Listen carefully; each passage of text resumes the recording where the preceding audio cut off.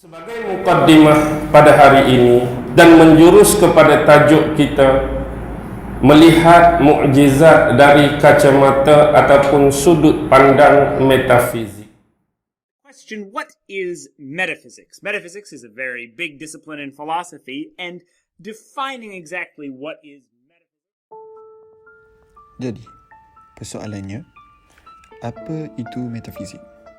Okey, seperti yang kita dapat dengar daripada video ringkas sebentar tadi, ia merupakan salah satu ideologi yang diperkenalkan pada zaman falsafah yang terkenal. Nak tahu siapa falsafah yang memperkenalkan metafizik ini? Boleh, takkan tak boleh. Assalamualaikum, hai. Saya Nabil akan memberi penerangan secara ringkas apa itu metafizik. Jadi, ia merupakan salah satu cabang falsafah yang mengkaji sifat asas realiti, prinsip pertama wujud, identiti dan perubahan ruang dan masa, kausalitas, keperluan dan kemungkinan.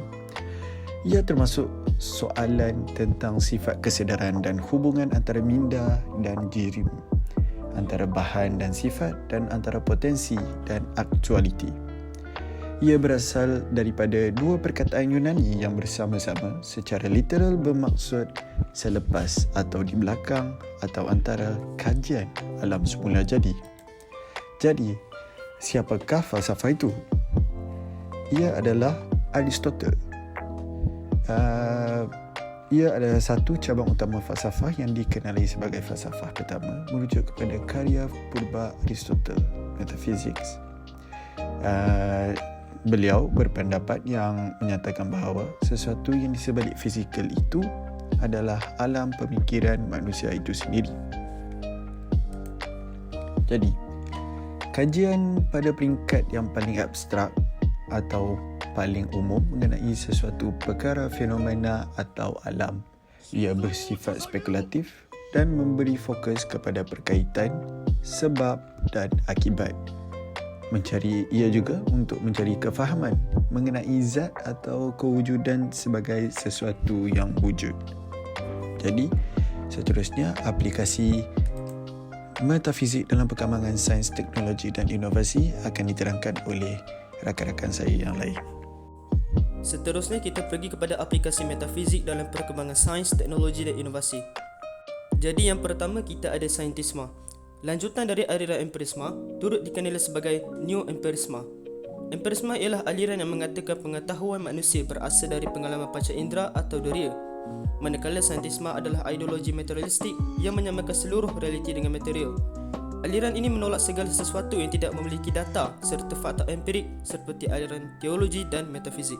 Saintisme meletakkan martabat sains begitu tinggi sehingga menjadikan sains sebagai satu-satunya sumber kebenaran yang mutlak.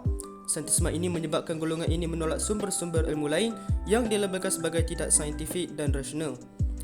Mereka menolak ilmu wahyu sebagai sumber kebenaran. Operasionalisme. Operasisme merupakan program yang bertujuan untuk menghubungkan semua konsep saintifik kepada kaedah-kaedah uji kaji. Ia bertujuan untuk mengeluarkan sebutan yang tidak berangsukan operasisme daripada sains kerana sebutan begini dikatakan tidak bermakna atau remeh. Untuk mentakdirkan sesuatu konsep sains, ia mestilah dinyatakan dengan jelas bagaimana uji kaji itu dilakukan disertai dengan syarat-syarat yang berkenaan. Positisme. Positisme merupakan satu sistem falsafah yang didasarkan pada fakta-fakta yang nyata dan juga berdasarkan hukum-hukum sains. Ciri-ciri positisme. Sains merupakan satu-satunya pengetahuan yang sah, manakala fakta adalah paling susah untuk menerangkan tujuan pengetahuan. Konvensionalisme. Konvensionalisme ialah sebarang doktrin yang dijangkakan benar melalui konvensyen atau persidangan linguistik mengikut kebenaran pengetahuan priori. Hukum dan hipotesis atau postulat yang diterima bergantung pada konvensyen. Dengan mengadakan konvensyen, inilah mereka cuba menentukan bahawa teori atau hukum sains yang baharu itu benar walaupun dengan hanya melalui konvensyen. Jadi, kesimpulannya, kita hendaklah menggunakan ideologi metafizik ke arah yang berfaedah, seperti sebagai contoh ke bidang sains untuk membuktikan sesuatu, dan janganlah kita menggunakan ideologi ini untuk mempersoalkan tentang bab spiritual dan agama. Jadi sekian daripada kami. Terima kasih.